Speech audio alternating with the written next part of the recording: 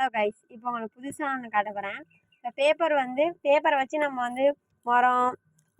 மரத்தை வந்து மொழுவலாம். அதே பேப்பர் கூட செய்யலாம். அதுக்கு நம்ம எப்போ வேணாலும் வீணாக போகாமல் இருக்கிறதுக்காக ஒரு யூஸ்ஃபுல்லான ஒரு இது எப்போ வேணாலும் நம்ம யூஸ் பண்ணிக்கலாம். இது எப்போயுமே வீணாக போகாது. இந்த மாதிரி நம்ம வச்சுக்கும் போது இதை நம்ம எப்படி செய்யலான்னு வாங்க பார்க்கலாம். ஃபஸ்ட்டு பேப்பரை நம்ம ஊற வச்சிடணும். இது மாதிரி ஊற வச்சுட்டு ஏதாவது ஒரு அம்மிக்கல்லோ இல்லை ஏதாவது ஒரு கல்லில் வச்சுருந்தீங்கன்னா அதை வச்சு நல்லா அது மாதிரி 2 கையால் தேய்க்கும் போது அப்படியே உதிரியாக உங்களுக்கு வந்துடும். இந்த மாதிரி உங்களுக்கு நல்லா வந்துடும் உதிரியாக. இது கொஞ்சம் நேரம் நம்ம தண்ணி இல்லாமல் கொஞ்சம் பிழிஞ்சு நம்ம தேய்க்கணும். அப்போ உங்களுக்கு நல்லா வந்துடும்.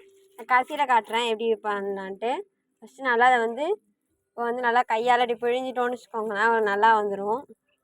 இது மாதிரி தனியாக வருது பாருங்கள். நல்லா பிழிஞ்சிட்டு இது மாதிரி இப்படி எடுத்தோன்னா அப்படியே புட்டாக வரும். இப்படி இந்த பாருங்கள். இது ரொம்ப நேரம் நம்ம அப்படி மாதிரி பண்ணிகிட்டே இருந்திங்கன்னா எப்போ வேணாலும் வீணாக போகாமல் இருக்கும். நம்ம எப்போ வேணாலும் யூஸ் பண்ணிக்கலாம். அந்த பாருங்கள் புட்டாக வந்துட்டு பாருங்கள். இப்போ நம்ம இது நான் முன்னாடியே செஞ்சு வச்சுட்டேன். எப்போ வேணாலும் நம்ம ஹேண்ட் ஒர்க்குக்கு வீட்டில் ஏதாவது செய்கிறதுனா அதுக்கு டக்குன்னு நம்ம யூஸ் பண்ணியிருக்காக எனக்காக நான் தனியாக வச்சுருக்கேன். இது எப்படி செய்யுதுன்னு பார்க்கலாம். இப்போ நான் பாருங்கள். இது நல்லா கையால் நல்லா தேய்ச்சிட்டிங்கன்னா உங்களுக்கு அப்படியே உதிரியாக வருது பாருங்கள்.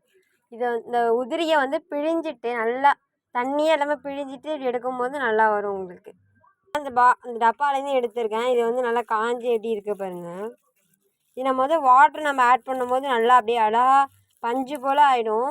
நீங்கள் ஒன்று ட்ரை பண்ணி பாருங்கள். இப்போ நம்ம இந்த பேப்பர் மொழிவி வச்சுருக்கோம். தாள் கூடலாம் இதை நான் மரத்தில் மொழிவி வச்சதை காட்டுறேன். பேப்பரை வச்சு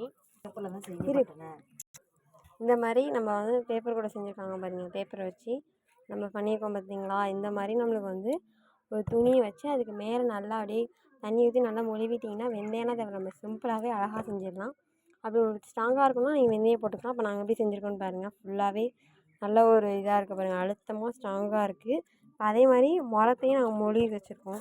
இந்த மாதிரி ஓட்டெல்லாம் இல்லாமல் நம்ம மொழிவி வச்சுக்கலாம். பேப்பர் மொழிவி வச்சுக்கலாம். இது நம்மளுக்கு யூஸ்ஃபுல்லாக இருக்கும். இந்த வீடியோ உங்களுக்கு யூஸ்ஃபுல்லாக இருந்துச்சுன்னா கண்டிப்பாக லைக் பண்ணுங்கள், கமெண்ட் பண்ணுங்கள். மறக்காமல் ரவுடி பீப்பிள் சேனலை சப்ஸ்கிரைப் பண்ணுங்கள்.